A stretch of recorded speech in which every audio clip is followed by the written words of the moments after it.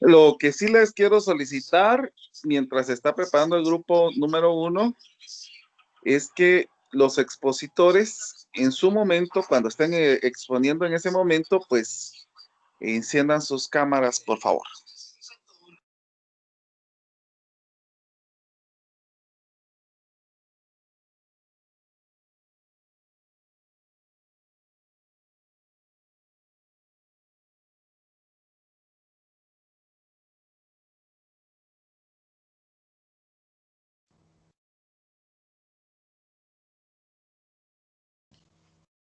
Muy buenas tardes a todos. El día de hoy les vamos a hacer nuestra exposición acerca del grupo número 4 que nos tocó el tema de relatividad especial. Los integrantes del grupo es mi persona, Sandy Mejía, mi compañero Néstor Godoy y mi compañera Irma Ishe. Vamos a empezar hablando de Albert Einstein. Es que está el científico mundialmente más conocido por el desarrollo de la teoría de la relatividad, que revolucionó la historia conocida hasta el siglo XX. En 1905 publicó varios artículos, entre ellos uno que describe la física del movimiento en el marco de un espacio-tiempo plano, la teoría de la relatividad especial. Sus orígenes. La relatividad afirma que las leyes fundamentales de la física son la misma, cualquiera que sea nuestro estado de movimiento. No hay un punto de referencia absoluto. La teoría de la relatividad se da en una situación en la que los observadores se mueven a una velocidad constante, unos con respecto de otros, más específicamente de manera uniforme, en línea recta y velocidad constante. Es lo que se conoce como un sistema inercial.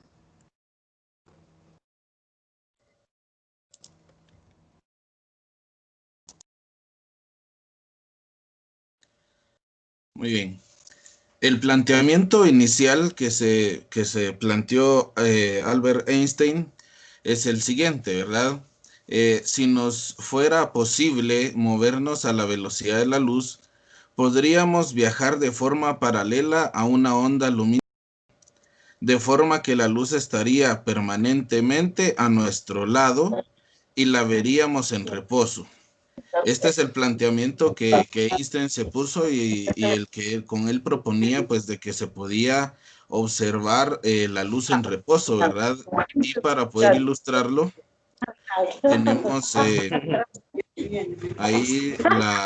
el GIF, donde podemos ver un tren, imaginando que este tren, pues, pudiese de la luz, entonces pasaríamos a la par del rayo, ¿verdad? Y veríamos más o menos representada ahí está, ¿verdad? Cómo veríamos supuestamente, según el planteamiento de Einstein, cómo veríamos el rayo de luz en reposo, ¿verdad? Corriendo a la par de nosotros, ¿verdad? Y yendo a la misma velocidad que nosotros. Este planteamiento de Einstein surge de otro similar, en el que un automóvil que viaja de forma paralela igual a un tren, ¿verdad? A la misma velocidad del mismo.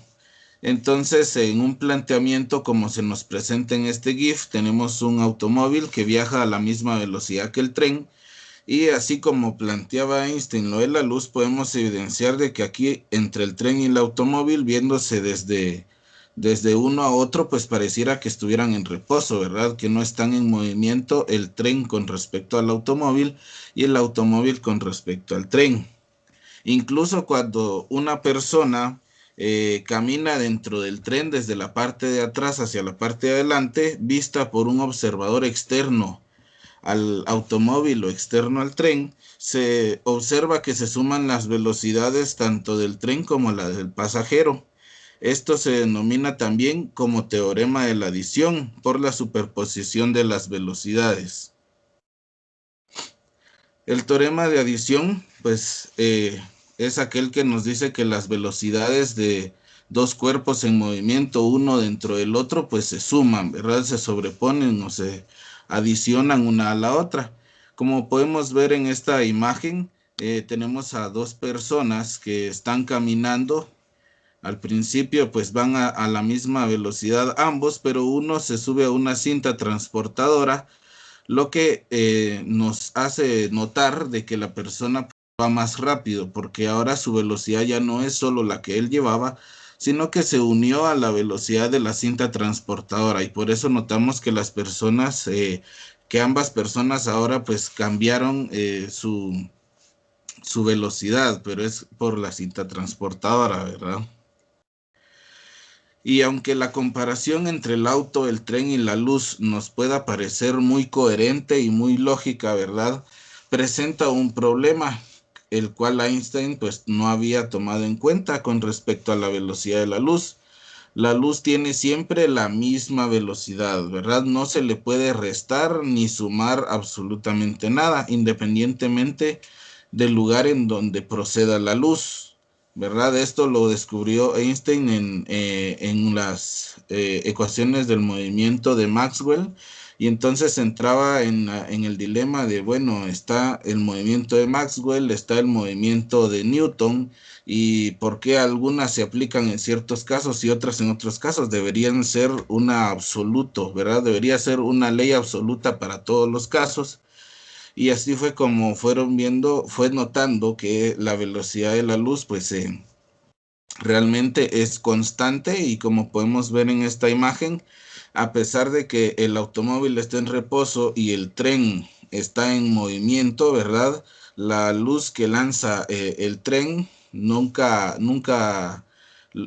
rebasa a la luz que lanzan los faroles del automóvil, porque la luz viaja a la misma velocidad, no importa si es lanzada desde un lugar en reposo o desde un objeto, ¿verdad?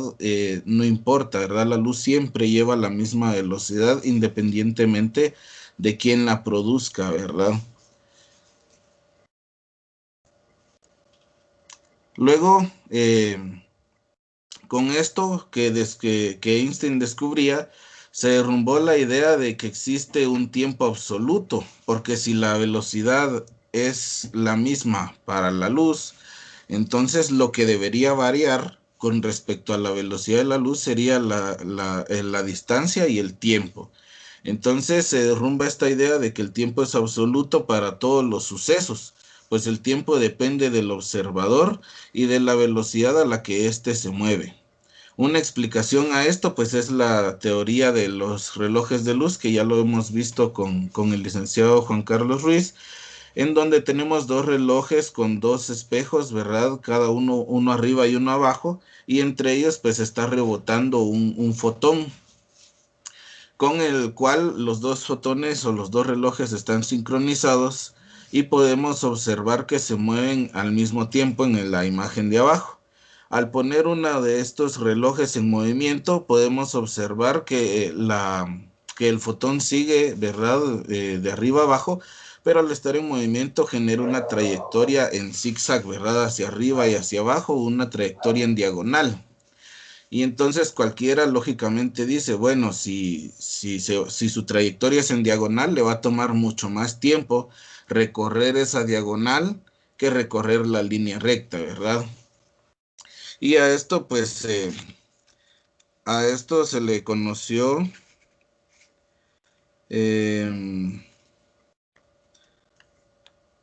a este fenómeno se le llamó dilatación del tiempo.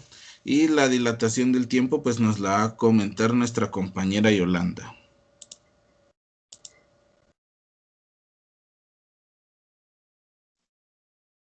Buenas tardes, muchas gracias, compañero. Continuando con el tema, pues vamos a hablar un poco sobre la dilatación del tiempo. Vamos a considerar como la dilatación del tiempo como un fenómeno por el cual un observador ve que el reloj de otro, este va a ser uno físico idéntico al de él, está marcando en este caso un tiempo diferente. Los relojes en este caso o en la relatividad especial respecto a un sistema de referencia inercial que debería funcionar más despacio y está descrito en este caso con una precisión por la transformación de Lorentz. La dilatación del tiempo es recíproca, vista con dos relojes que se mueven uno con respecto al otro. eh, el cual será el reloj de la otra persona, ya que antes se consideraba como que el tiempo absoluto. Sin embargo, podemos conocer con la relatividad que el tiempo no va a ser igual para todas las personas. Puede ser que, por ejemplo, cuando era niña, podemos decir, y podíamos ir de viaje, el tiempo o la noche transcurría de una manera muy rápida, pero por ejemplo, cuando íbamos a algún lugar que no nos llamaba mucho la atención, pues el tiempo parecía ser mucho más largo. Entonces, a esto nos vamos a referir con la dilatación. El fenómeno de dilatación del tiempo nos lleva en este caso a lo que se conoce como la paradoja de los gemelos, que ya hemos escuchado durante las clases también, el cual consiste en que los dos hermanos, en este caso dos gemelos idénticos, uno que queda en la Tierra y el otro realiza un viaje por el espacio. Sin embargo, ellos dos, al momento de volverse a encontrar, podemos ver y percibir en ellos que cada uno pues tiene una diferente edad, ya que en este caso no marcó el tiempo para ambos de la misma manera. Ya la dilatación del tiempo también fue comprobado científicamente, como lo explicaba el licenciado, por medio de relojes. Uno que quedó en un laboratorio y el otro que fue puesto en un avión. Y sin embargo, también a través de ese experimento se puede dar a conocer la dilatación del tiempo. Continuamos con la contracción de Lorentz. Gracias. En este caso, pues el tiempo influye también en la longitud de los cuerpos. La longitud del movimiento, en este caso, van a ser más cortas. ¿A qué vamos a referirnos en este caso? Al momento de que percibimos un objeto desplazarse, podemos ver que puede cambiar de tamaño. Sin embargo, la contracción de Lorentz no la podemos percibir de manera muy sencilla con objetos que se encuentran a nuestro alrededor, ya que tendrían que viajar a una velocidad bastante alta, que en este caso sería la velocidad de la luz, para nosotros poder apreciar de mayor forma este cambio que se puede dar. Sin embargo, el objeto, en este caso, un tren que podemos apreciar, al momento de estarse desplazando, puede cambiar la longitud, en este caso, el tamaño que tiene, ya que cada uno en esta imagen que nosotros vemos es representado con una flecha de color verde y después vamos a medir el siguiente con una flecha de color naranja, por lo cual podemos nosotros ver cuál es la diferencia y cómo es que los objetos se contraen a nuestra simple vista.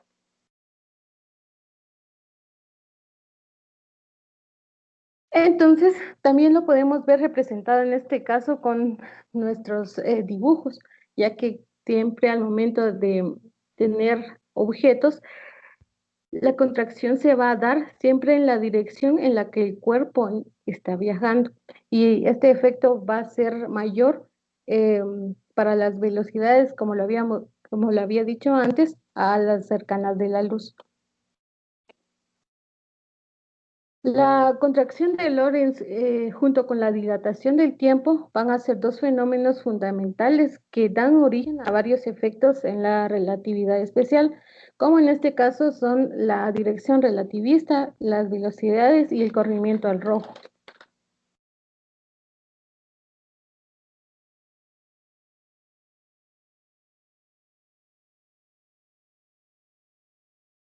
A partir de ello, pues vamos a conocer los dos postulados que van a regir o con los cuales trabajó Einstein. El primero se va a referir al principio de la relatividad, en el cual a nosotros nos explica que las leyes físicas son las mismas en todos los sistemas de referencia inerciales. En otras palabras, no existe un sistema inercial de referencia y esto quiere decir que nosotros no vamos a encontrar un punto fijo o una referencia para todos los movimientos que nosotros podamos percibir. Y el número 2 va a ser que la velocidad de la luz va a ser una constante universal. Gracias.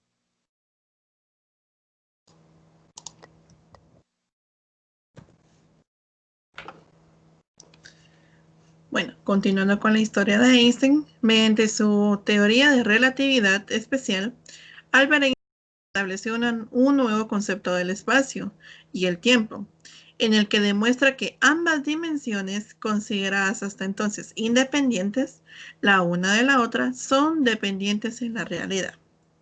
Sin nada más que decirles, muchas gracias por su atención.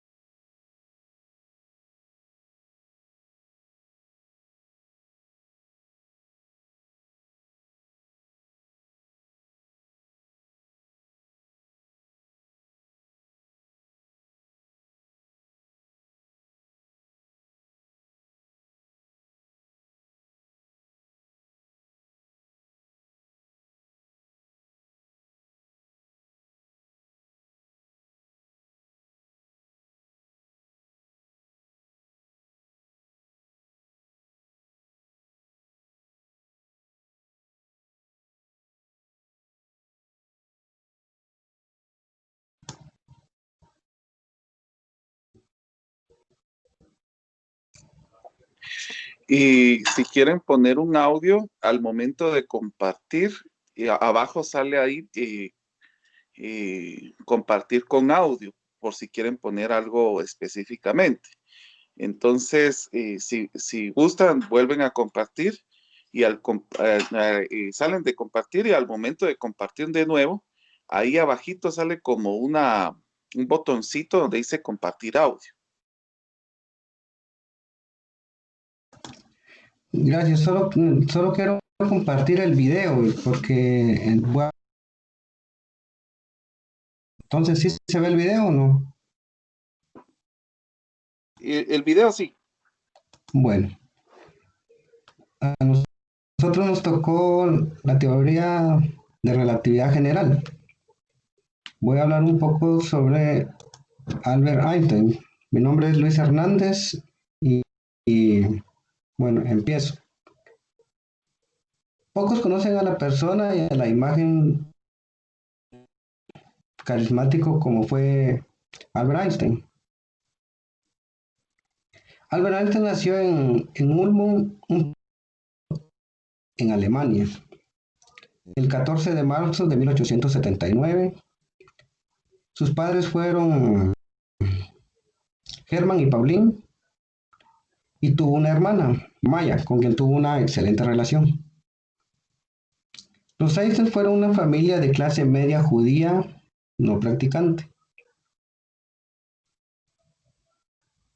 Einstein nació con la cabeza deforme, tanto que sus padres creían que iba a tener problemas mentales.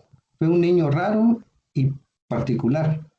Tardó muchísimo tiempo en hablar. Se dice que con 9 años hablaba aún con dificultad. No se relacionaba con otros niños y apenas le gustaba jugar. Debido a la crisis financiera que tuvo su padre con la empresa que tenía, tuvo que cambiar varias veces de residencia a una edad muy temprana, lo que lo convirtió en un ciudadano del mundo. De hecho, fue su padre Hermann el que causó la primera, o como él lo llamó, el primer milagro de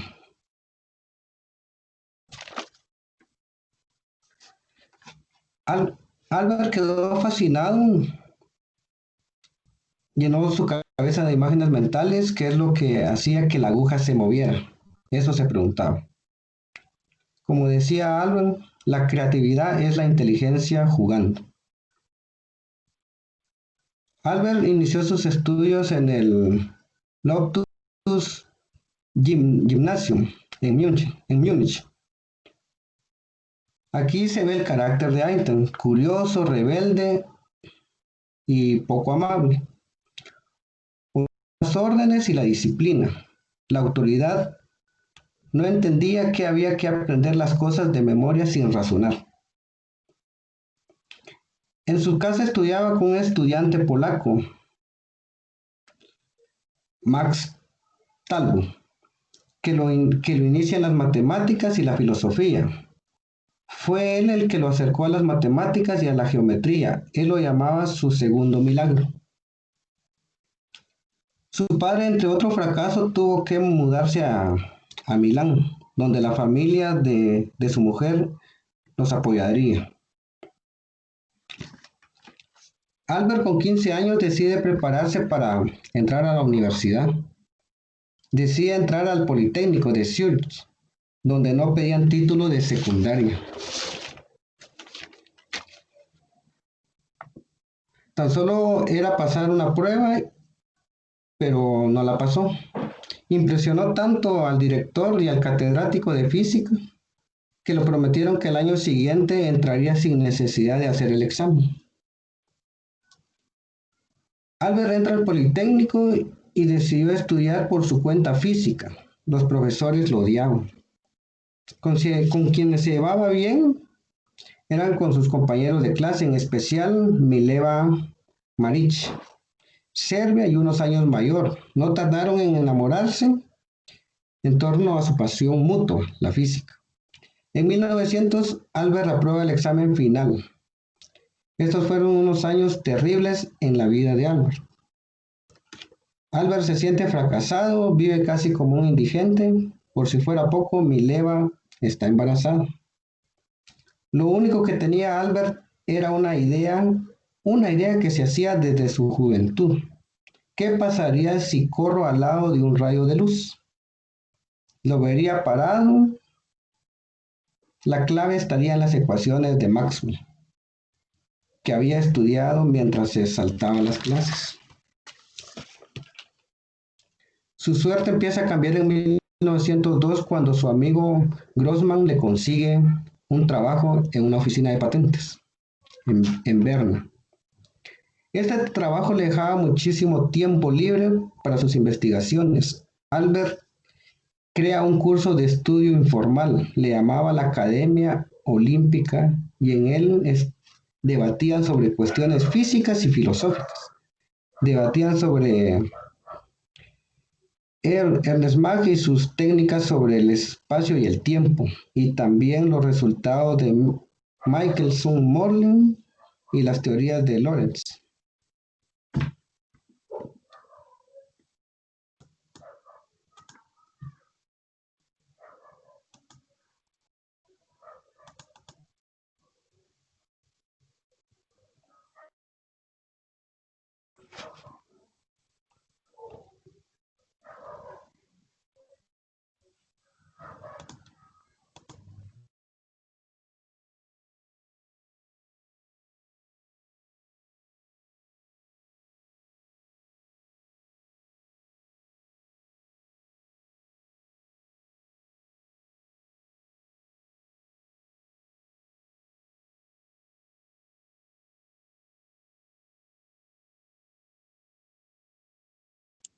No sé si está la compañera Marilyn Molina para que siga con la otra parte.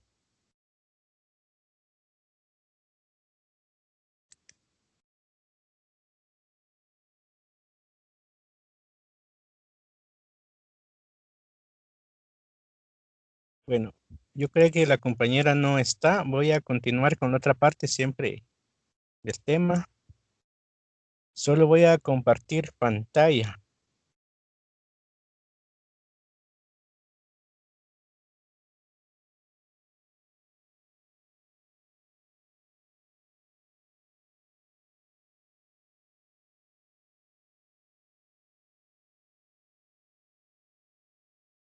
No sé si se ve mi pantalla, compañeros. Sí, se observa, compañero. Gracias. Solo necesito entrar al documento que tengo. Es que estoy en el teléfono. No sé si alguien me puede ayudar cómo hago para compartir pantalla en el teléfono. Solo busque el documento. Ahorita vamos a ver. Bueno, voy a...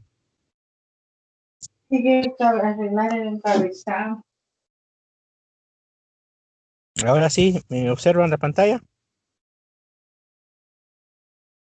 Así es. Bueno, entonces me tocó la parte sobre lo que es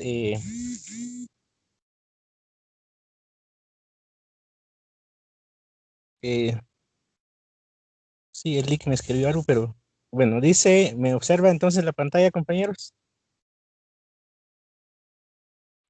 Sí se observa. Vale, gracias. Bueno, me tocó sobre lo que es la parte de historia. Bueno, el compañero Luis explicó sobre lo que es la historia y la compañera Marilene le tocaba las ecuaciones. Y a mí me toca lo que son escritos y postulados. Entonces, en la primera parte que tengo acá, ¿qué nos dice la teoría de la relatividad? En dicha teoría, Einstein extiende el principio de la relatividad y anuncia el principio de la relatividad general diciendo que todos los sistemas de referencia, sea cual fuera su estado de movimiento, son equivalentes de, de cara a la descripción de la naturaleza. Bueno, esto se refiere que ya creo que todos hemos visto de Albert Einstein que él habla, ¿verdad? Que lo que existe, ¿verdad? En la naturaleza existe y ahí está, no se puede mover, no se puede cambiar, ¿verdad? La otra parte de abajo dice, otra consecuencia de la teoría de la relatividad especial es la equivalencia entre energía y masa. Quizás la ecuación de la física más conocida de todas. Ahí podemos ver la ecuación que aparece ahí, que energía es igual a masa por la velocidad de la luz al cuadrado. Como él habla, ¿verdad? Que todo es equivalente, o sea, todo lo que existe, ¿verdad? Es igual, ¿verdad? Es lo mismo. Entonces habla de la conservación, en este caso de la energía, que no se puede crear, no se puede, digamos, destruir, sino solamente transformarla, pero siempre va a existir el mismo, ¿verdad? Luego dice, esta expresión unifica la ley de la conservación de la masa y la ley de conservación de la energía en una sola. Además, la masa no es constante, sino que depende de la velocidad con la que se mueve un cuerpo, ¿verdad? Creo que ya los compañeros anteriores mencionaron, ¿verdad? Digamos, un objeto que va en movimiento, ¿verdad? Su masa, ¿verdad? Se puede ver que se está aumentando, pero no solamente a simple vista se puede ver, pero el objeto, la masa siempre va a ser el mismo. Dice, pero no hay que preocuparse, caminar o correr no nos va a hacer engordar, ¿verdad? Que habla uno de mucha gente, ¿verdad? A veces sale a hacer ejercicios, que así bajamos de peso, no sé, ¿verdad? Pero siempre vamos a seguir siempre igual, ¿verdad? Y eso quiere decir, tal vez el cuerpo no cambia, ¿verdad? Pero siempre, aquí vamos a ver la parte de aquí abajo, dice, en un cuerpo se mueve a una velocidad de 10 kilómetros por hora, incrementará su masa en apenas medio femtogramo. Y ahí aparece, ¿verdad? El valor en gramos. En dicha teoría, Einstein extiende el principio de la relatividad y anuncia el principio de la relatividad general diciendo que todos los sistemas de referencia, sean cual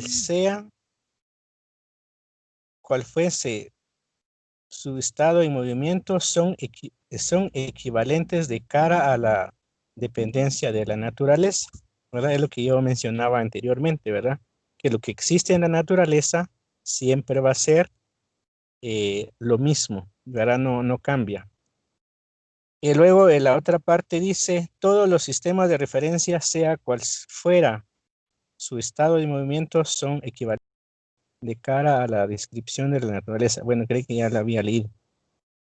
En la parte de abajo dice, con este postulado, Einstein indica que no solo los sistemas de referencia inerciales son los adecuados para describir los fenómenos de la naturaleza, sino que cualquier sistema de referencia puede utilizarse. En este caso, nosotros que hemos visto desde la primaria un ejemplo, cuando empezamos a trazar un dibujo, siempre usamos un puntito, no importa cualquier parte colocamos, ¿verdad? Es un punto de referencia que usamos para trazar algún dibujo, ¿verdad?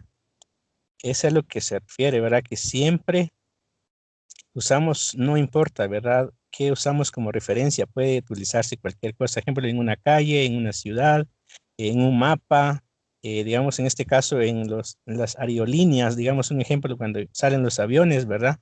Ahí se usa cualquier punto de referencia.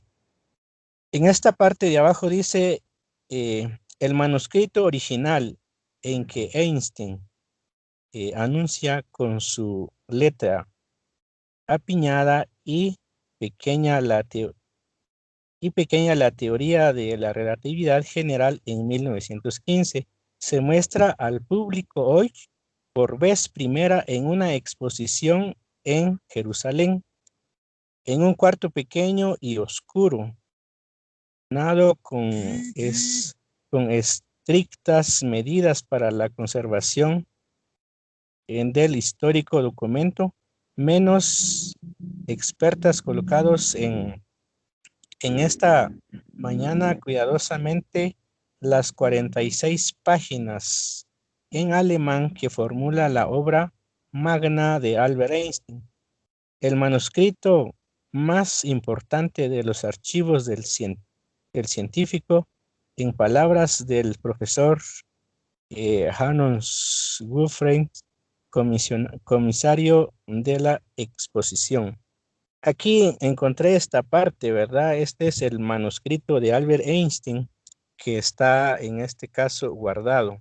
Ahí está escrito la teoría de la relatividad. Está escrito, digamos, aquí es un dato muy importante, un dato que, digamos, habla mucho de lo que es la teoría de la relatividad. Luego abajo dice, hay varios postulados. En este caso yo tengo aquí unos, voy a mencionar esto. Dice el primer postulado, principio de relatividad. La observación de un fenómeno físico por más de una observación inercial debe resultar en un acuerdo entre dos observadores sobre la naturaleza de la relatividad. Eso sería la parte del primer postulado. O la naturaleza del universo no debe cambiar para un observador, sino estado inercial cambia.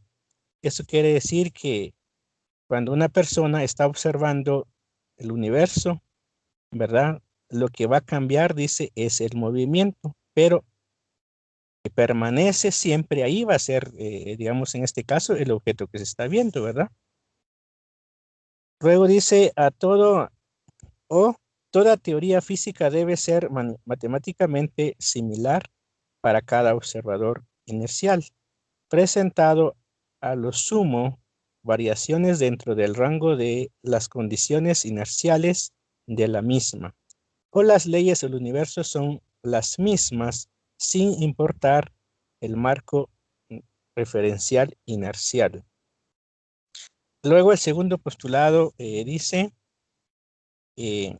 la luz siempre se propaga en el vacío con una velocidad constante, que es independientemente del estado de movimiento del cuerpo emisor y del estado del movimiento del observador.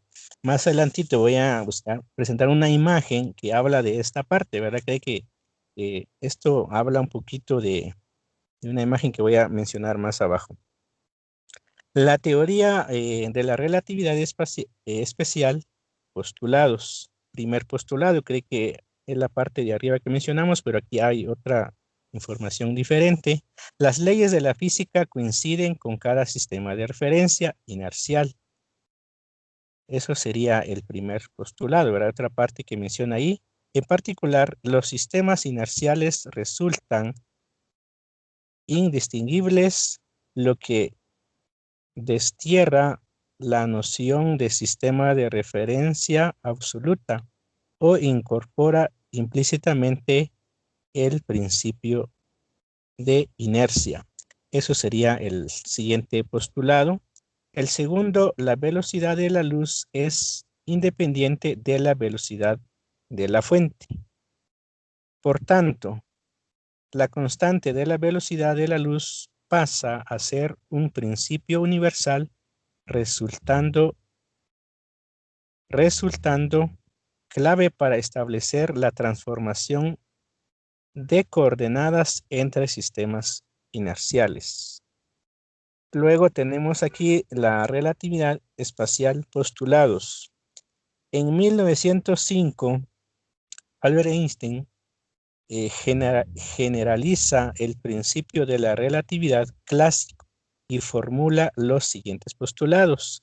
Principio de relatividad. Las leyes que describen los cambios en los sistemas físicos no se ven afectados dependiendo del marco de referencia inercial. El segundo dice principio de la invarianza de la velocidad de la luz. En cualquier marco referencial inercial, la luz se propagará en el vacío a una velocidad constante.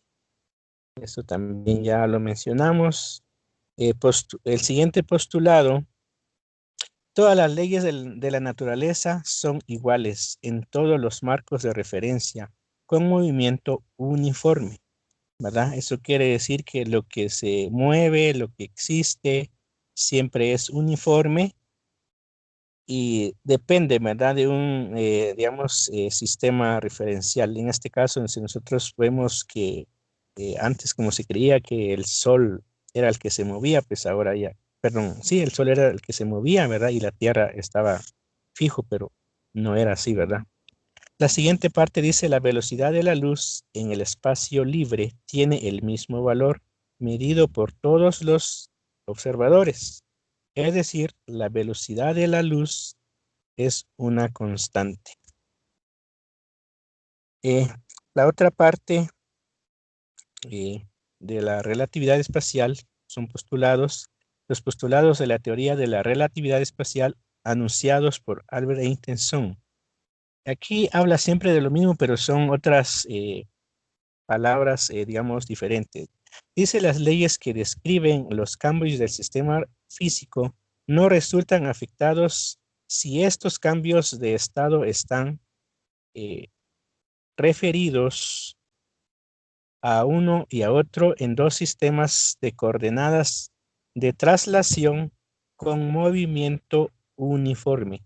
Esta parte pues también habla un poquito más de lo que es el movimiento de traslación. Nosotros sabemos que la Tierra, ¿verdad?, tiene dos movimientos y también hemos visto el movimiento de traslación, ¿verdad?, de la Tierra. Eso resulta más o menos 265 días, ¿verdad?, del año. Principio de invarianza de la velocidad de la luz. Cualquier rayo de luz se mueve en el sistema estacionario con velocidad, ya sabemos que es una velocidad constante, tanto si el rayo es emitido por un cuerpo en reposo o en movimiento. Aquí podemos ver un ejemplo, digamos, de un carro que va en movimiento, siempre va emitiendo una luz. Y el sol que está en reposo también emite una luz.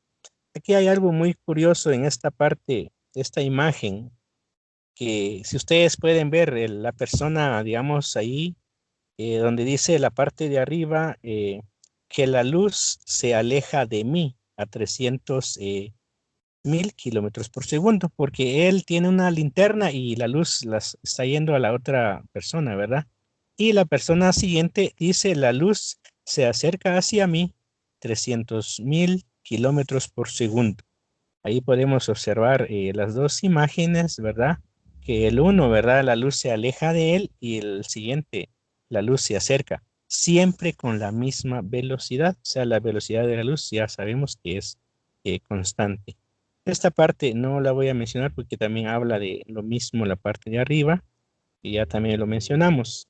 Aquí la relatividad inercial, ¿verdad? Está la clásica, dice debido a Galileo, basado en espacio absoluto y tiempo absoluto. Conduce a, ¿verdad? X' es igual a X menos la velocidad por tiempo.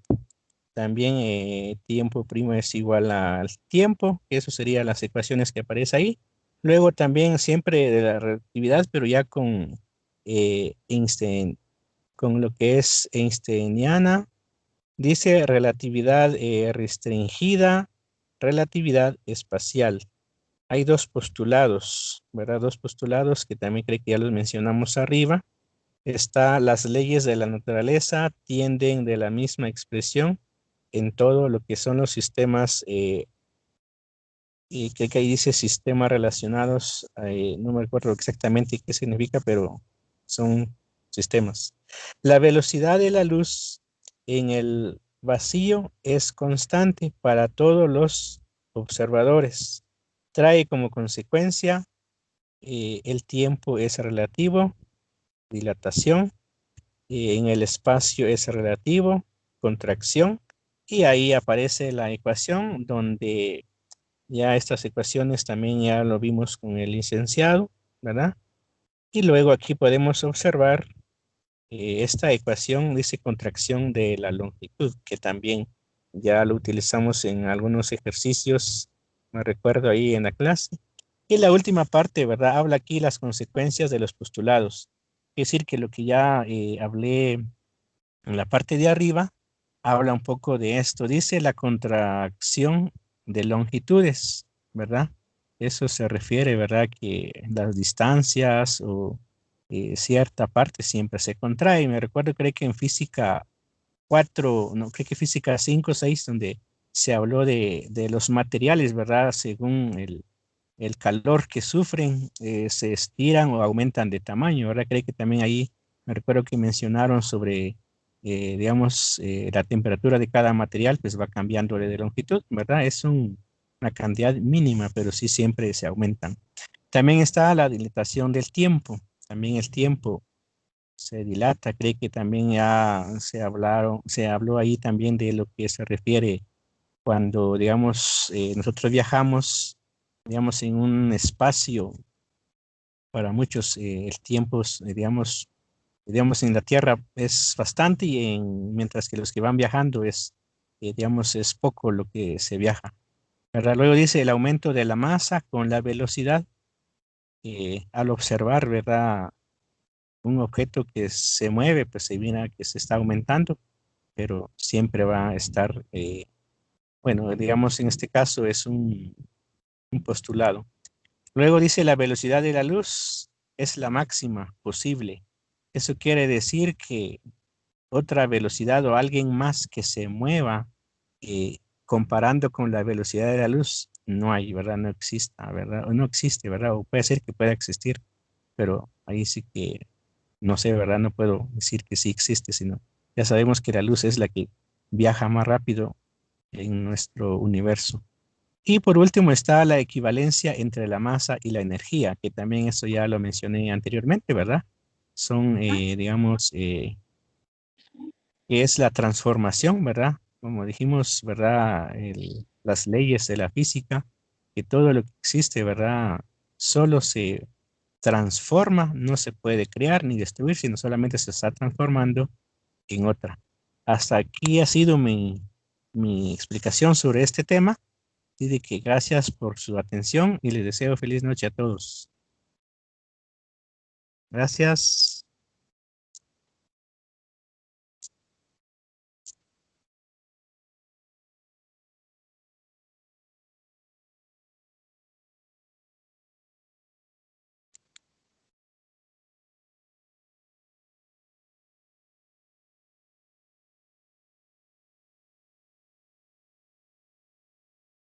Hermenegildo, aquí presione la pantalla en esos tres puntitos. En donde está ahí, presione los tres puntitos. Le va a salir dejar de compartir. Sí, aquí arriba lo estoy viendo. Eh, no sé si ya se pudo. Y volvió ahí está, ahí está. Ya salí. Ya salió. Ah, vaya, gracias, Elic. Bueno, me voy a retirar porque ahorita solo estoy aquí en un lugar. Voy a salir, Lick, ¿cómo se llama? Del curso. Más tarde tal vez me conecto. Muy bien. Ah, gracias.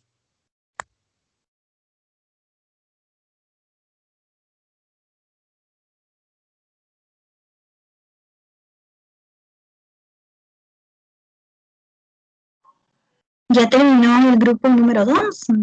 Puedo compartir pantalla, yo soy el número 3. Sí, sí.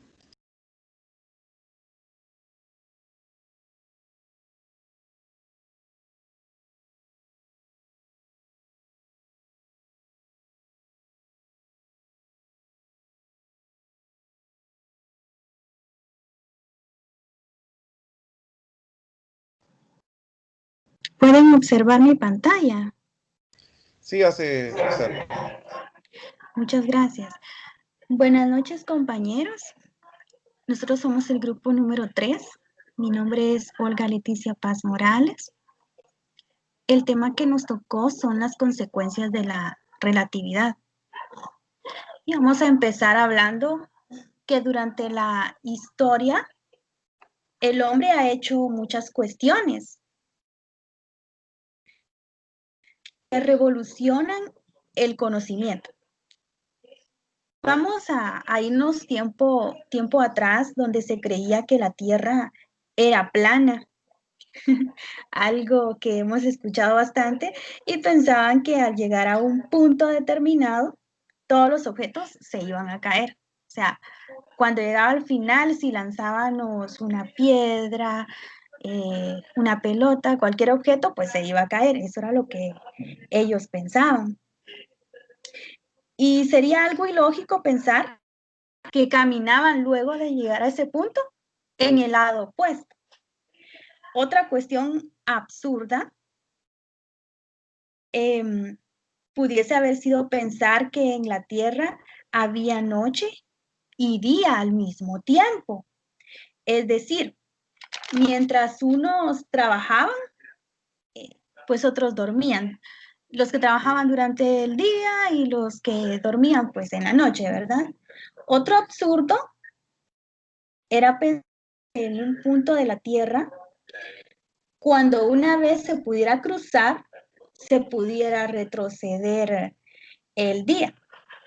Era algo realmente absurdo, pero ahora en día sabemos que si, por ejemplo, un avión va volando de Tokio a Honolulu, pues atraviesa algo que se llama la línea de la flecha. Entonces eso hace que se retroceda un día, como por ejemplo, si yo voy viajando desde Tokio y es 23, cuando cruzo esa línea de la flecha, pues se retrocede un día y ya no es 23, no, que pasa a ser 22.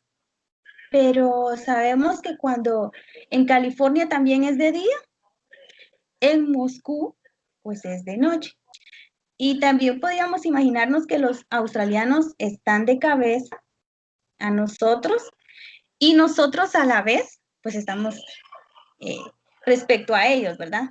Todo esto en el pasado estaba fuera del alcance por la poca experiencia humana y en consecuencias parecían incomprensibles.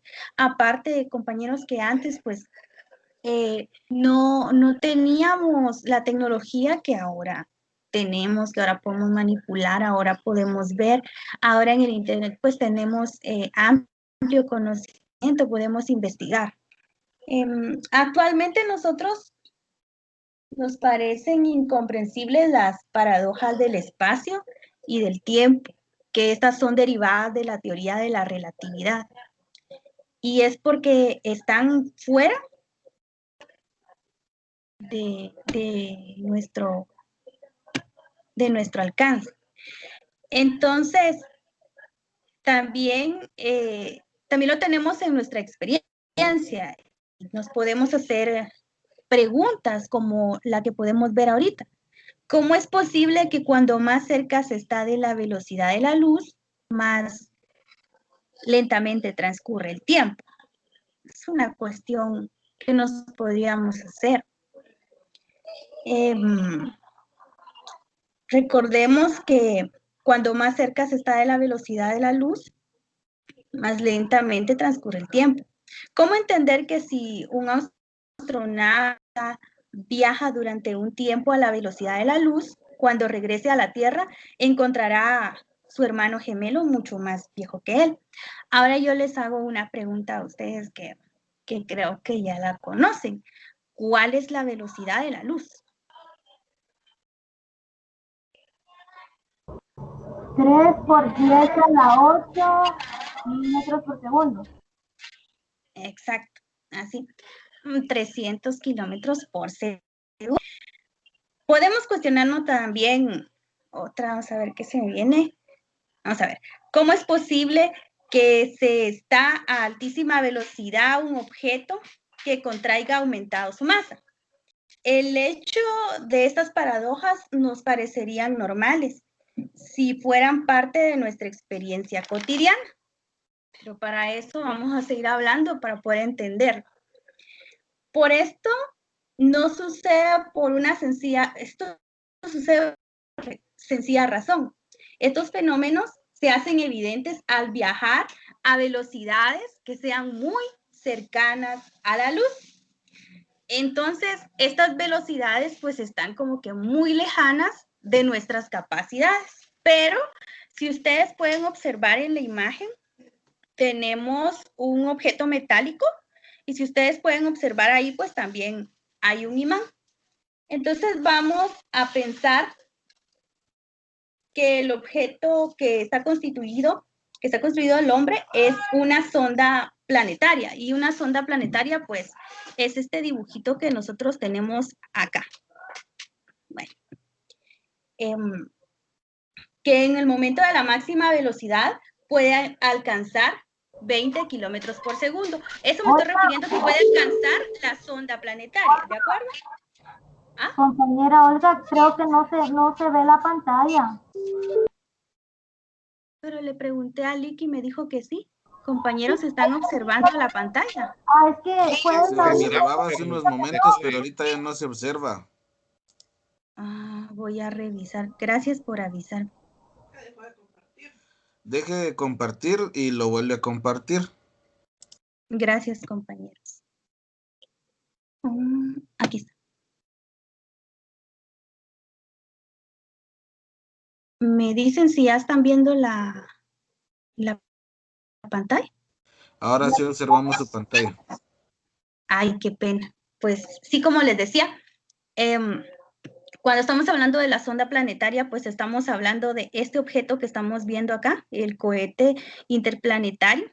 Pues la altura, la máxima velocidad que alcanza es de 20 kilómetros por hora, como les explicaba. Pues la luz resulta que es 15 veces mayor a esta altura máxima que alcanza este cohete y es de 300 kilómetros por segundo, como lo decía la compañera. Es decir, que el vehículo interplanetario actual comparado con la luz, pues se encuentra en la misma situación que cuando podemos imaginar que una tortuga está a relación de un rector. Es una especie de aviones y es 15,000 veces más lento. A ver, volvamos a decir. Tortuga va caminando y va pasando pues el reactor pues lleva una velocidad mucho mayor a la tortuga. A eso me refiero con lo que quiero decir. Por esta razón nunca hemos podido encontrar en la zona mágica en la que tienen lugar estas paradojas. Pero, ¿por qué sucede únicamente cerca de la velocidad de la luz? En realidad, pues se producen siempre, incluso a bajas velocidades, pero los efectos, digamos que son demasiado pequeños para que nosotros nos podamos dar cuenta de cómo es el crecimiento rápido al aumentar la velocidad. Entonces vamos a hablar con un simple efecto para poder entender dicho efecto. Entonces aquí sí podemos ver, está este objeto metálico y está el imán. Vamos a imaginar que está a 1 metro este objeto metálico, entonces pues no va a pasar nada. Y puede que esté a medio metro, tampoco va a pasar nada. Cuando ya está a 20 centímetros, si ustedes logran apreciar ahí, pues se ven un tipo de chispitas. Entonces, cuando se está acercando, se está viendo ese tipo de atracción. O sea que a medida que nos acercamos, esta atracción empieza a notarse y aumenta cada vez más. Quiere decir que en el último centímetro se hace muy fuerte y en el último milímetro, imagínense, pues es más fuertísima. Y para acabar de ajustar finalmente en la milésima de segundo, se nota, ¿verdad? O sea, quiere decir que se va a traer. Con los efectos de la relatividad, pues sucede algo muy parecido. Vamos a... Con la relatividad del automóvil, estamos aquí con este cohete interplanetario. Es decir, que en un punto la relatividad existe, pero es inapreciable, o sea, que no se puede observar. Solo disponiendo de astronaves capaces de acercarse a la velocidad de la luz, entraríamos en los efectos evidentes y bastaría cada vez un pequeñito acercamiento, como lo podemos observar acá, el cohete con el imán. Pero en lugar de imaginarnos el imán, pues vamos a imaginarnos la luz, ¿verdad? Entonces, este efecto pues se multiplicaría para amplificar las consecuencias, o sea que se notaría. De hecho, según la tabla aproximativa, suponiendo que una astronave parta hoy y regrese pues dentro de 1000 años viajando a 294.000 kilómetros por segundo, el tiempo sería relativo. Abordando sería dentro de 200 años, pero sería suficiente con acelerar un poco, es decir, llegar a 299.792 kilómetros por segundo para reducir ese tiempo a solo 2 meses. Y después bastaría con acelerar muy poco, solamente 4 centímetros por segundo, para descender el tiempo a tan solo 3 días. Entonces, partiendo de esta base, podemos llegar a una consideración que normalmente se olvida. Hemos visto que la velocidad de la luz es muy elevada, a 300 kilómetros por segundo, pero solo resulta muy elevada si la comparamos con nuestra manera de vivir, nuestra manera de movernos. ¿Qué quiere decir esto? Que si la comparamos con una bicicleta, con un avión o incluso un cohete. Entonces vamos a contemplarla en el panorama general del universo. Se trata una realidad bastante modesta. ¿Y esto por qué? Porque es cierto que un fotón de la luz emplea menos de 1,5 segundos para ir de la Tierra a la Luna, pero también es cierto que emplea 8 minutos para ir de la Tierra al Sol. Entonces, imaginemos que nosotros pudiéramos estar, como ven acá, en Urano y viéramos viajar los destellos de la luz, como ustedes pueden ver acá, este puntito que va viajando acá, de la Tierra al Sol, nos daríamos cuenta que esta velocidad no es tan elevada y veríamos avanzar la luz como un caracolito. Imaginemos que va subiendo esto acá y estamos acá ubicados nosotros en Urano, entonces ya se va a formar a paso lento por la distancia y se va a ir viendo como que fuera caminando un caracolito hasta llegar al Sol. Si después nos situáramos en una estrella, y una estrella pues estamos en física, podemos imaginarnos el Sol, y observamos los destellos de luz viajando entre la Tierra y la estrella, más cercana, veríamos cómo finalmente este trayecto suponer en 4 años. Si nos situáramos fuera de nuestra galaxia, tengo una imagen, fuera de nuestra galaxia, veríamos cómo realiza este trayecto en unos 100.000 años, es decir, nos parecería algo casi inmóvil por la distancia también. A partir de aquí podemos ejercitar nuestra imaginación. Supongamos que la velocidad de la luz no es de 300 kilómetros por segundo, sino que va a ser menor y la vamos a poner de 100 kilómetros por hora. Pues bien, en ese caso nosotros podríamos experimentar los efectos de la relatividad en la vida cotidiana, como por ejemplo, podríamos ver cómo un automóvil en la carretera se contrae.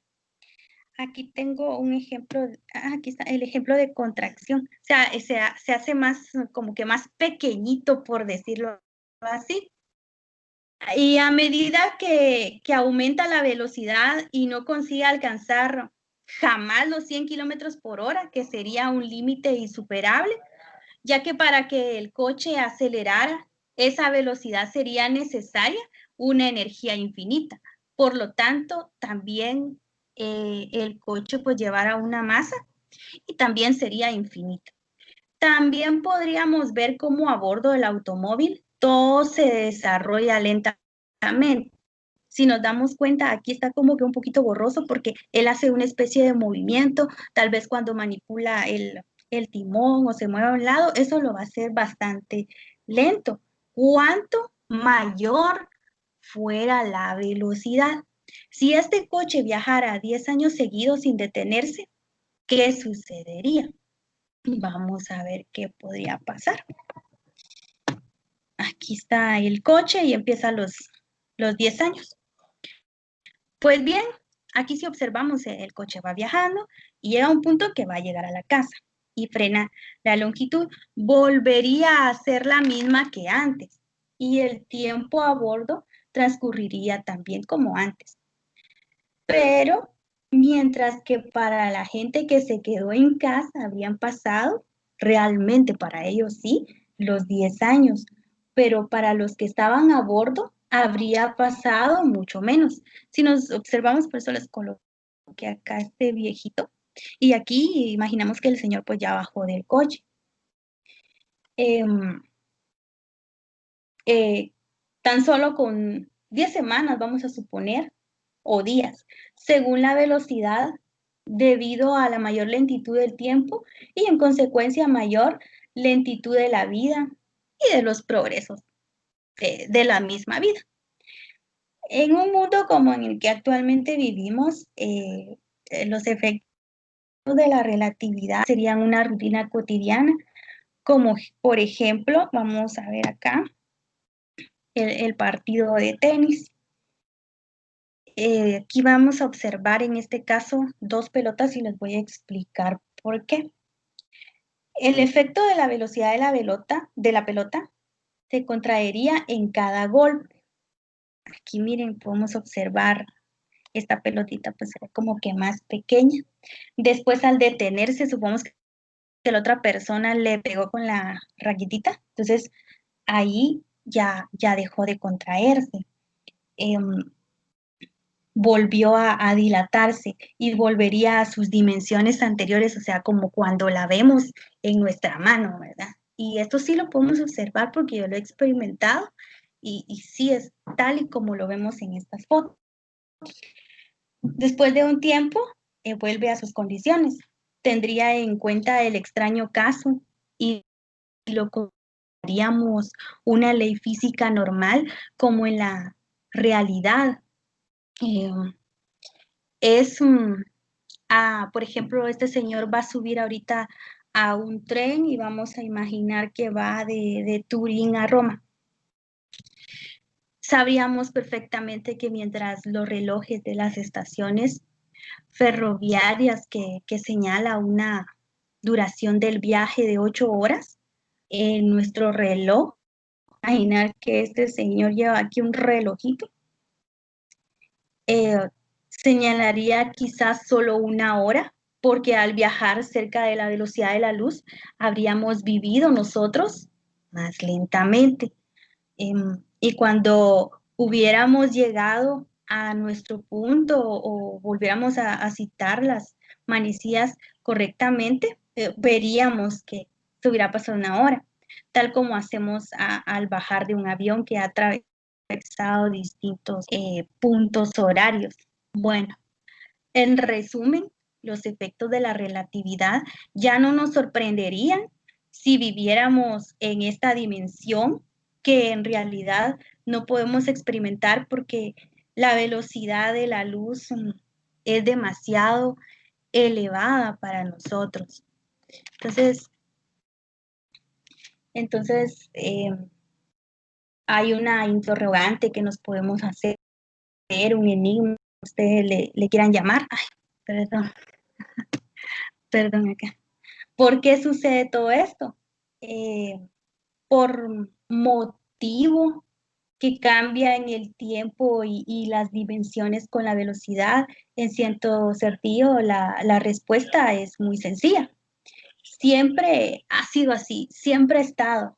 Aunque nosotros no nos hayamos dado cuenta, nunca hemos experimentado esto y es debido, como ya lo decía anteriormente, a las altas velocidades a la que viaja la luz.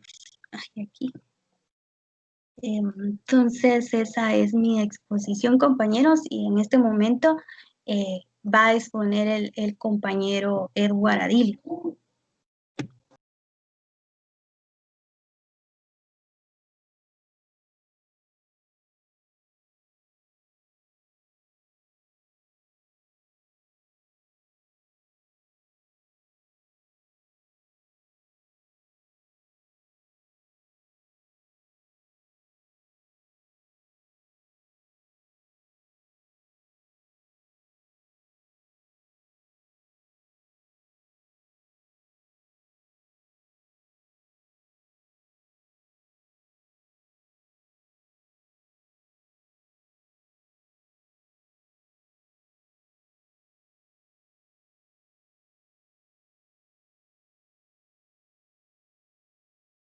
Ahorita les voy a compartir la pantalla, compañeros, disculpen.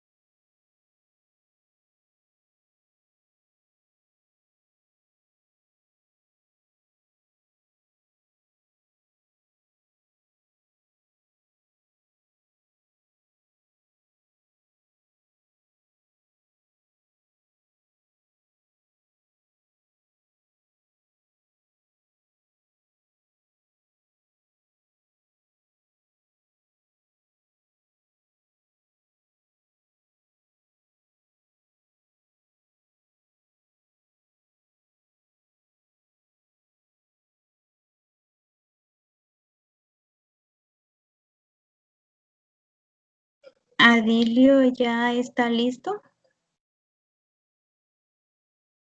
Ya, puede presentar, por favor. De acuerdo, ahorita lo voy a presentar. Disculpen, compañeros.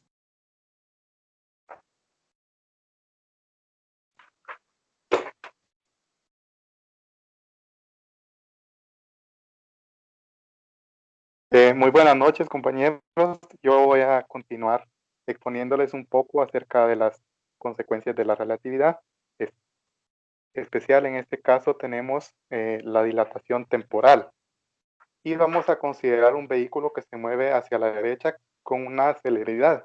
Una celeridad no es más que una velocidad, pues, o un movimiento. Dice, el observador o prima está en reposo con respecto a un sistema de referencia asociado al vehículo.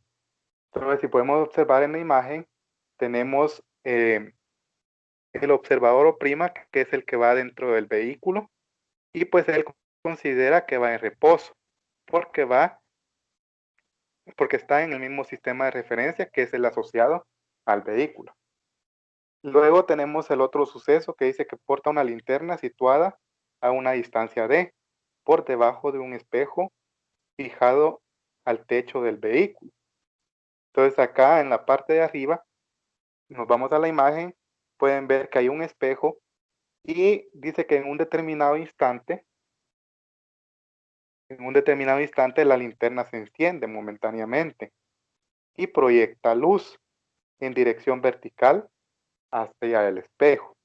Ese es el primer suceso. Luego tenemos el suceso 2 que dice que en algún instante posterior, dice, después de reflejarse en el espejo, el pulso llega de vuelta a la linterna. Es el suceso 2. Dice, los dos sucesos tienen lugar en la misma posición del espacio.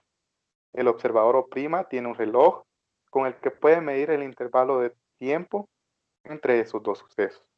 Y dice que el pulso luminoso viaja con una velocidad constante, que es la velocidad de la luz que ya habíamos hablado, que es de 300.000 kilómetros por segundo.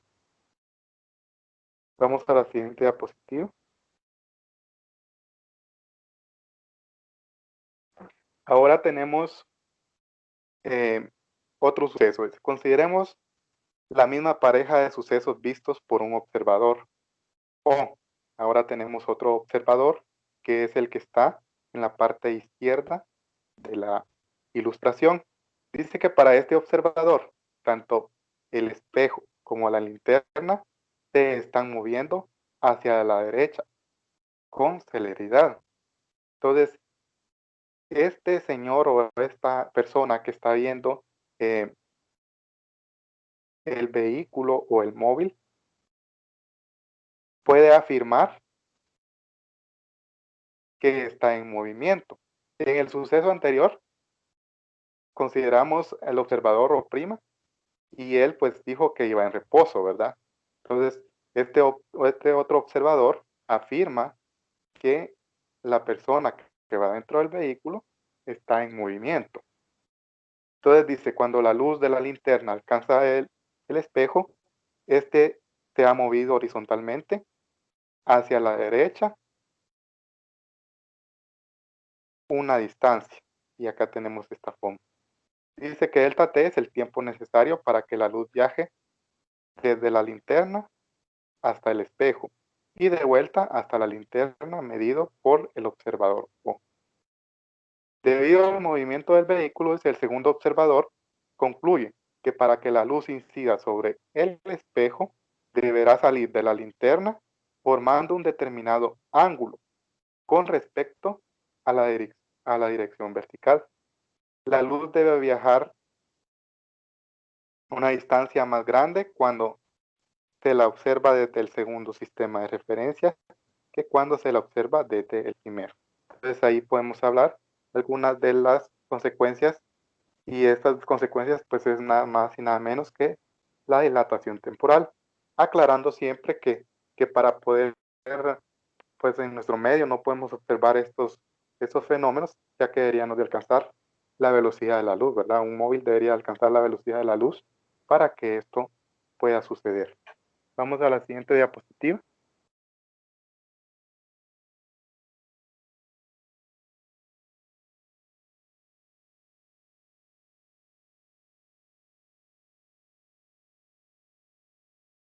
Y dice, pero ambos observadores deben medir la misma velocidad de la luz, igual a c, que en este caso es 300.000 kilómetros sobre segundo, que es un postulado de la relatividad espacial, de lo que estábamos, de los que los compañeros que nos antecedieron estaban hablando, ¿verdad?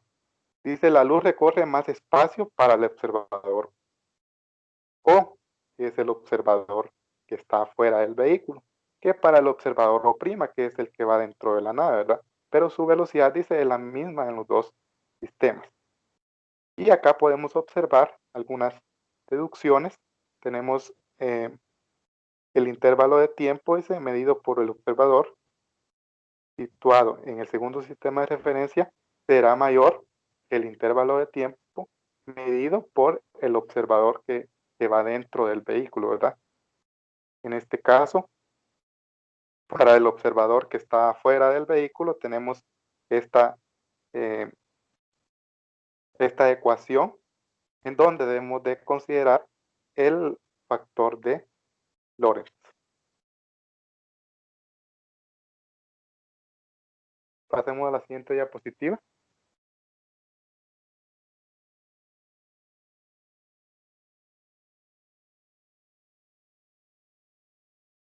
Tenemos, dice, el intervalo de tiempo delta t medido por O es mayor que el intervalo de tiempo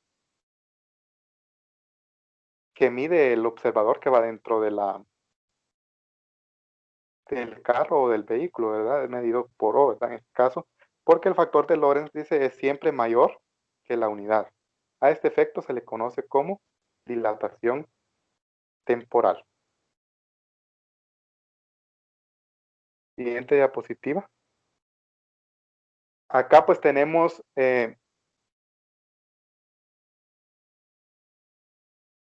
una tablita y una gráfica que nos muestra, dice que este fenómeno no se observa en nuestra vida cotidiana, era lo que hablábamos, porque el factor de Lorentz, dice, solo se desvía de la unidad para velocidades muy altas.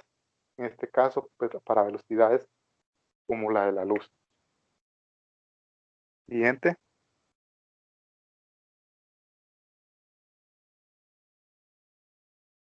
Dice, al intervalo de tiempo, en este caso delta TP, que es se denomina intervalo de tiempo propio. En general, dice, el intervalo de tiempo propio se define como el intervalo de tiempo entre dos sucesos medido por un observador, para el cual los dos sucesos tengan un lugar en el mismo punto del espacio. Como el ejemplo que vimos anteriormente, ¿verdad? Si la persona, pues, si los dos medían el tiempo, pues iban a medir tiempos diferentes. Y el que iba a medir el tiempo mayor era el observador que estaba afuera del vehículo, ¿verdad? Para poder utilizar, dice la ecuación anterior, los sucesos deben tener lugar en la misma posición del espacio dentro de algún sistema de referencia inicial.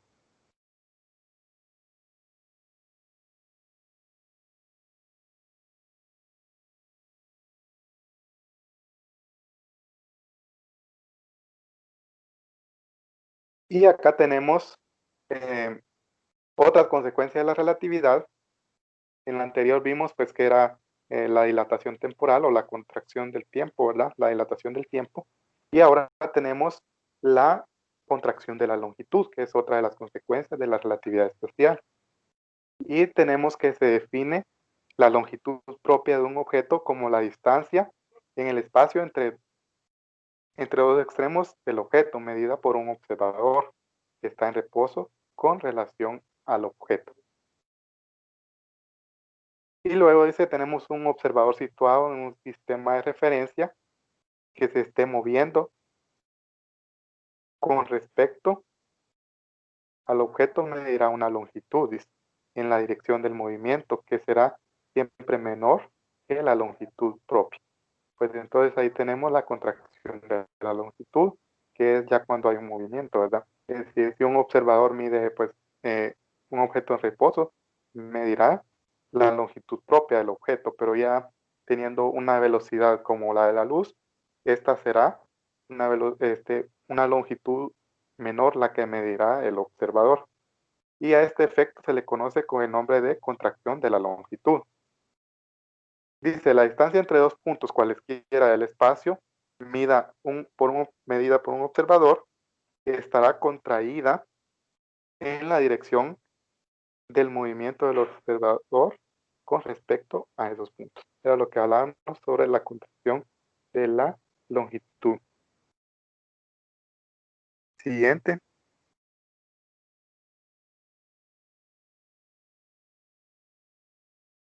Y para ir concluyendo, vamos a tener acá dos sucesos.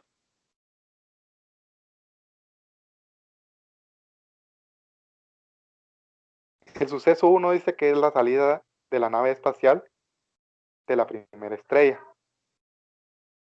Y el suceso 2 dice la llegada de la nave espacial a la segunda estrella. Dice que hay dos observadores. El observador 1, que está situado en reposo sobre la Tierra, y también con respecto a las dos estrellas. Y el observador 2, que está situado en la nave. Tenemos una distancia entre las estrellas, que la vamos a denominar como LP, y el tiempo que la nave espacial necesita para completar el viaje, que en este caso tenemos que el tiempo es igual a la longitud o la distancia que hay entre las estrellas partido la velocidad. Y nos hacen una pregunta. ¿Qué distancia entre las estrellas medirá el observador 2? Y para esta interrogante, pues necesito que alguien me pueda decir qué distancia creen que medirá el observador respecto al observador 1, ¿verdad? ¿Será que van a medir las mismas distancias o distancias diferentes? ¿Alguien que pueda participar?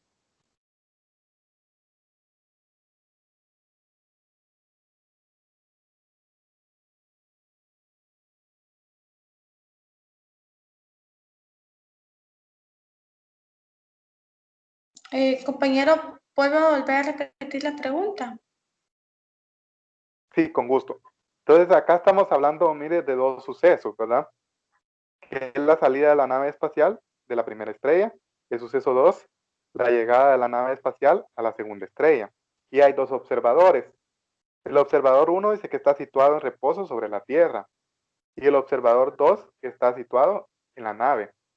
Y la pregunta dice, ¿qué distancia entre las estrellas medirá el observador 2? Que en este caso el observador 2 es el que va situado en la nave.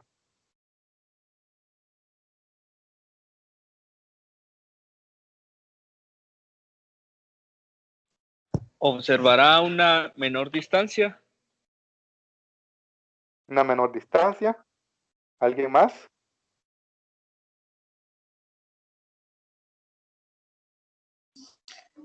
Sentirá que la distancia es recorrida en menor tiempo.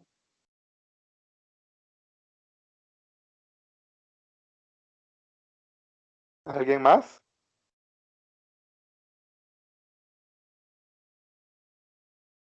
Muy bien. Entonces tenemos que el viajero que va en la nave, pues mide una longitud más corta que la longitud propia, ¿verdad?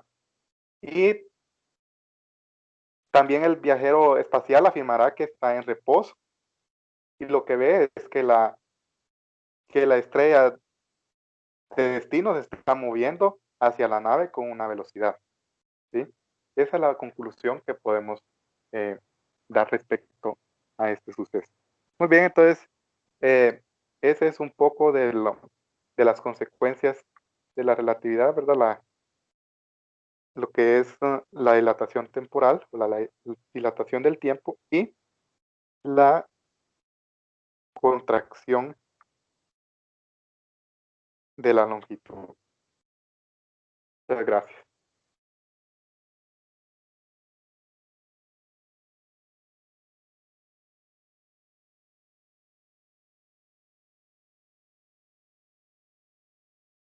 Muchas gracias.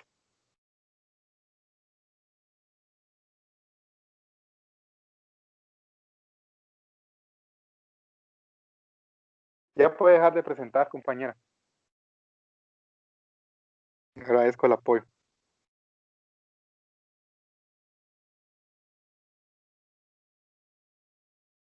Bueno, muchas gracias a todos los compañeros por habernos escuchado. Gracias por las participaciones. Fue motivador para nosotros. Espero que con los pequeños ejemplos que nosotros les dimos a ustedes, pues hayan aprendido un poco y dejamos al siguiente grupo. Gracias, licenciado, por el espacio.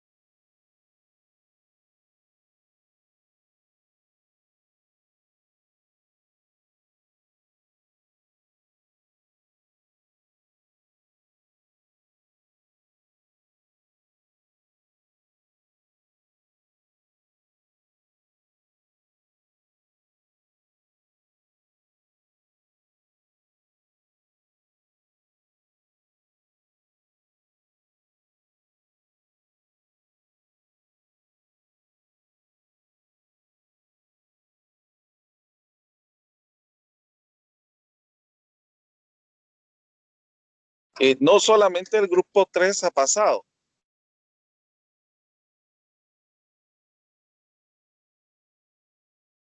Sí, nosotros ya terminamos el grupo 3, licenciado, ya terminamos. No, es que estaba diciendo que el grupo 4 tiene 2 minutos, pero había comentado alguien ahí que el grupo 4 ya había pasado, pero yo les dije que el que pasó fue el grupo 3.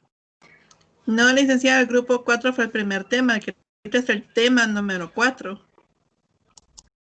Perdón, disculpen, entonces es tema 4, yo a eso me refería, al tema 4, perdón.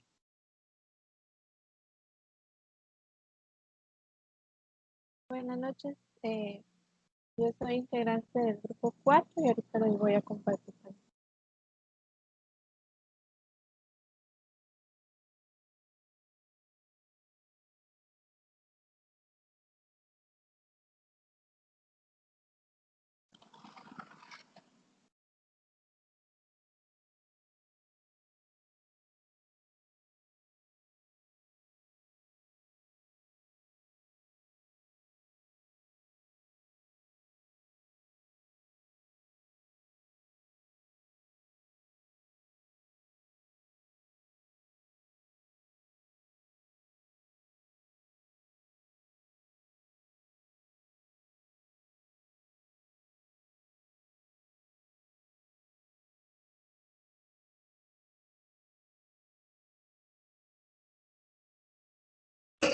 Buenas noches. ¿Me podrían confirmar si logran ver mi pantalla? Yo aún no. ¿Cómo? Yo Se no se mira ve. oscuro, no se mira nada. ¿Y ahora? tampoco. Y solo que esperemos para ver si se actualiza. Está bien. ¿A usted ya le sale la franja roja? Fíjese que sí, pero ahorita se me desapareció. Voy a probar a ver.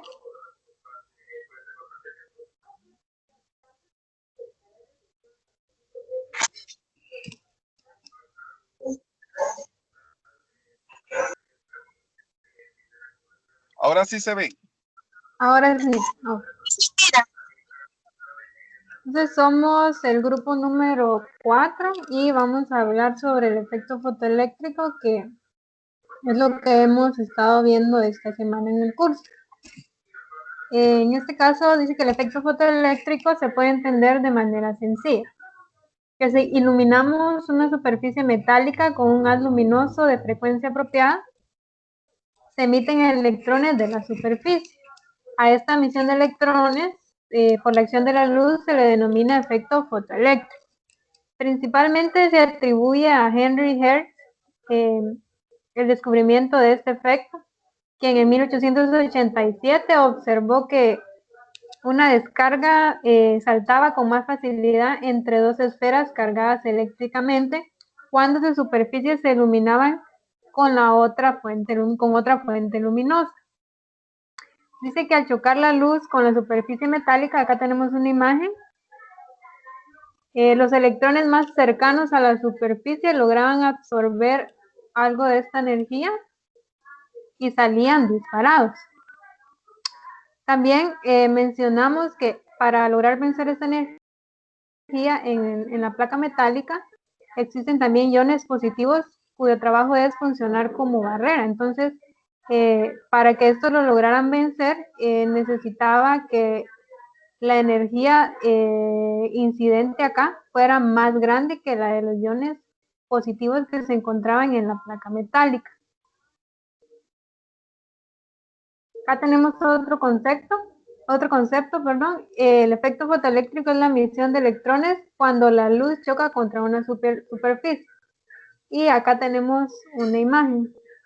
Podemos observar la superficie de metal. En este caso, al incidir una luz sobre esta superficie, se puede observar cómo los electrones salen disparados. Sin embargo, según la física, esto no era algo tan novedoso, porque ya en 1863 Thomas Edison hablaba sobre la emisión termoiónica. ¿A qué se refería esto? Que cuando calentábamos una placa de metal a temperaturas bastante altas, se liberaban electrones. Sin embargo, acá la diferencia entre estos dos, entre la termoiónica y lo que estaba haciendo Hertz, era que en este caso Hertz no tenía los metales a esas altas temperaturas y aún así lograban salir electrones. Entonces, de acá surgieron algunas incertidumbres que se siguieron investigando para llegar a lo que es lo que ahora conocemos como el efecto fotoeléctrico. También tenemos otros experimentos que se hicieron. En este caso, acá tengo una ilustración del experimento de Halbach y Lerner. Podemos observar que dentro de un tubo vacío encontramos al ánodo y encontramos al cátodo dentro de este vidrio. Acá, en este caso, la batería va formando un campo eléctrico y acá tenemos un galvanómetro que en este caso mide la corriente. Estos dos personajes estudiaron cómo esta corriente varía en función del voltaje, de la frecuencia y la intensidad de la luz. Acá debemos recordar que acá la dirección del campo eléctrico va, en este caso, del ánodo al cátodo. Y recordemos que cuando la luz incide sobre el cátodo, los electrones se disparan hacia el ánodo. ¿Cómo sucede esto? Recordemos que como los electrones tienen carga negativa, entonces las cargas negativas se atraen hacia el interior del campo eléctrico. Por lo tanto, en este caso, serían en dirección contraria. Si tenemos el campo eléctrico por acá, lo que son las líneas rosadas, entonces con mayor facilidad los electrones van a salir en dirección contraria, que es lo que podemos observar acá, del ánodo al cátodo. A las conclusiones que llegaron Halbach y Lerner es que la luz que incide sobre las superficies facilita de alguna manera el escape de lo que hoy sabemos que son electrones.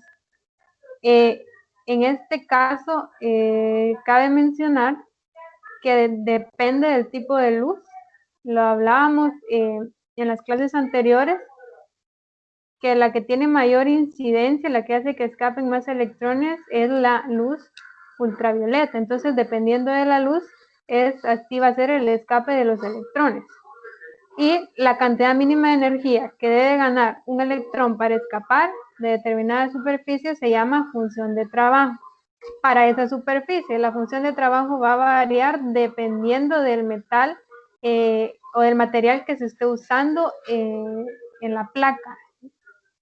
Y este se representa con una letra W, también con algunos otros símbolos.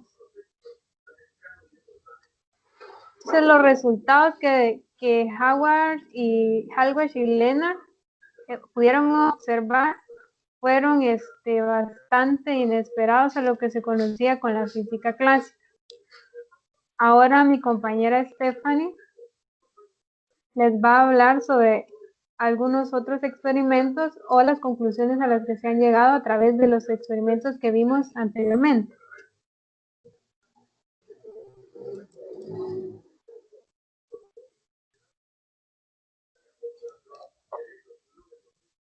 Bueno, entonces, ¿qué nos dicen los experimentos acerca del efecto fotoeléctrico? Voy a pedir a mi compañera que si me puede colocar la imagen del experimento. ¿Esta?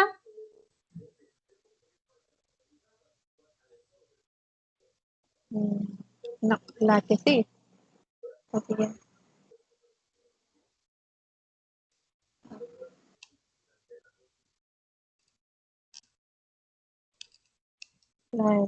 Okay. Muy bien. Entonces, lo que nos dicen los experimentos acerca del efecto fotoeléctrico es que si en este arreglo experimental para estudiar el efecto, entonces consiste en dos placas metálicas paralelas, las cuales están dentro de una botella, y a estas se le ha practicado un vacío.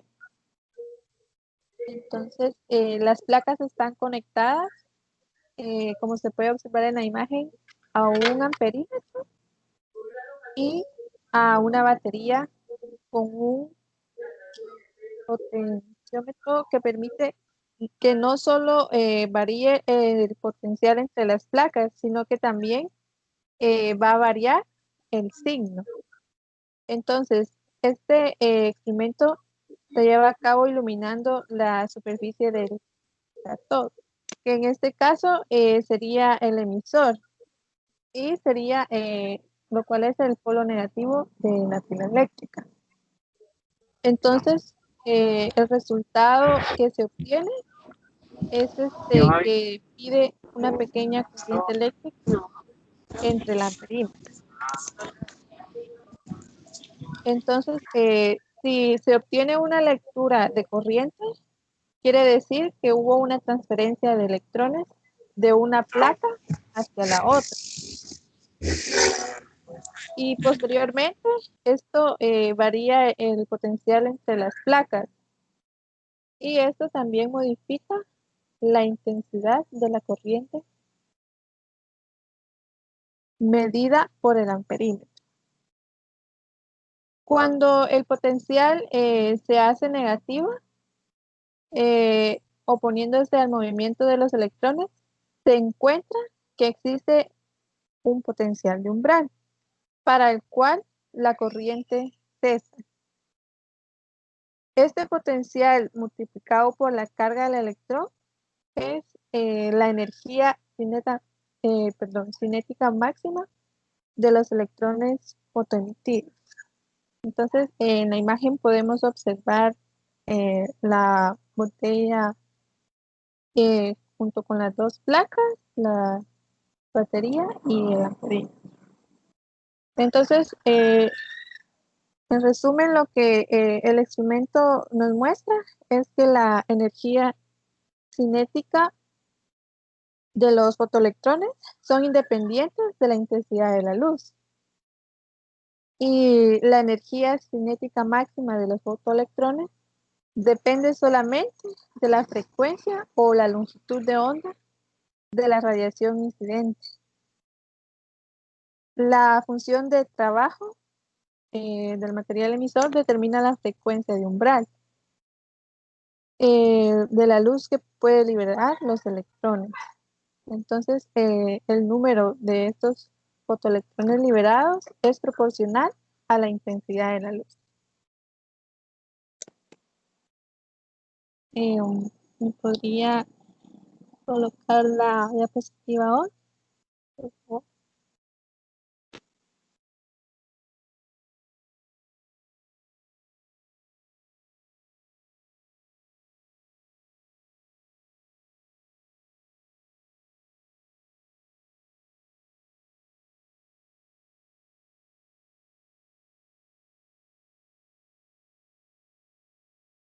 Bueno, entonces, cuando se descubrió el electrón en 1897,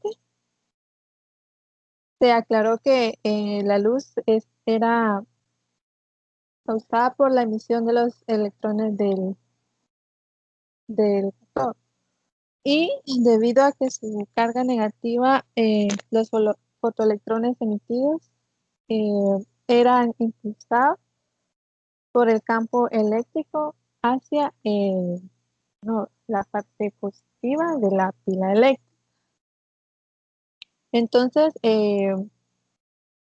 cuando encontraron que el cátodo incidía la luz monocromática, entonces esto no emitía los fotoelectrones, solamente cuando la frecuencia de la luz era mayor al valor mínimo, el cual había mencionado ya, que era la frecuencia de umbral. Entonces, esta frecuencia mínima es la que depende del material que se esté utilizando. Y para la mayoría de estos metales, la frecuencia de umbral corresponde a longitudes de onda entre 200 y 300 nanómetros. Pero para los óxidos de potasio y cesio, está en el espectro visible entre los 400 y los 700 nanómetros. Entonces, en el caso de Einstein y el fotón, debido a en 1905, Einstein, basándose en la hipótesis de Max Planck, desarrolló un análisis correcto del efecto fotoeléctrico, en el cual él postulaba que un rayo de luz consiste en pequeños paquetes de energía llamados fotones o cuantos. La energía de un fotón es igual a una constante h por su frecuencia f, en donde la constante de Planck, que es igual a 6.63 por 10 elevado a la menos 34 joules segundo. Entonces, las energías de estas funciones de los electrones suele expresarse de un electrovolt, y cuanto mayor es la función de trabajo, será mayor la frecuencia mínima que se necesita para emitir fotoelectrones. Entonces, por último, algunas de las funciones de trabajo de varios elementos tienen diferentes cantidades, las cuales podemos observar en esta imagen, en donde el aluminio, por ejemplo, el aluminio que tiene 4.3 electrovolts, o el oro que tiene 5.1, y por ejemplo otro de estos elementos que sería el sodio, que tiene 2.7 electrovolts. Gracias.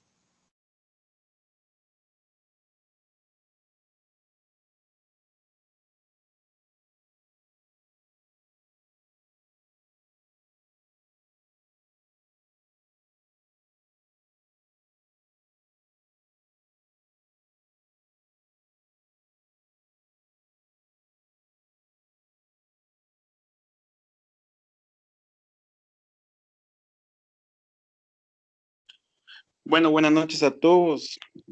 Yo voy a hacer un poco de un experimento aquí. Solo le voy a decir a mi compañera Celeste que haga el favor de dejar de compartir.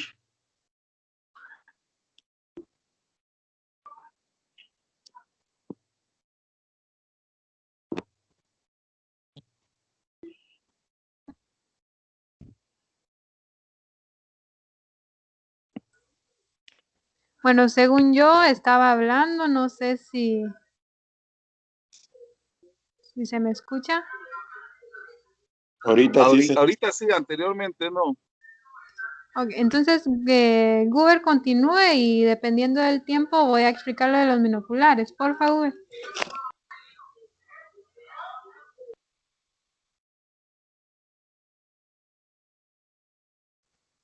Bueno, voy a compartir. Usted me confirma si estoy compartiendo. No sé si estoy compartiendo ahí. Sí. Sí. Bueno, entonces yo les voy a hablar sobre un experimento. Aquí encontré un simulador. Este experimento consiste en dos placas metálicas paralelas dentro de una botella. Placas que son conectadas a un amperímetro y a una batería con un potenciómetro, que permite no solo variar la potencial entre las placas, sino su signo. También está formada por un foco que ustedes lo miran con color anaranjado ahí. Este foco nos permite da la radiación electromagnética, es decir, que nos da la luz. Esta luz que vamos a necesitar para que ocurra el efecto fotográfico. La luz incide sobre el metal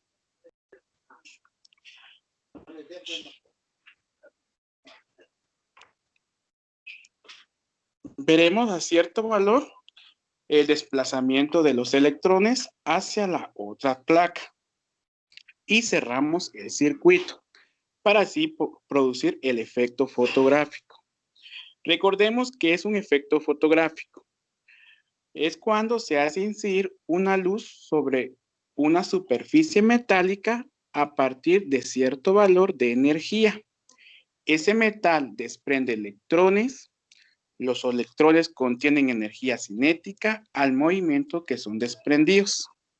Entonces aquí tenemos un simulador de un efecto fotoeléctrico y el metal que voy a escoger es sodio.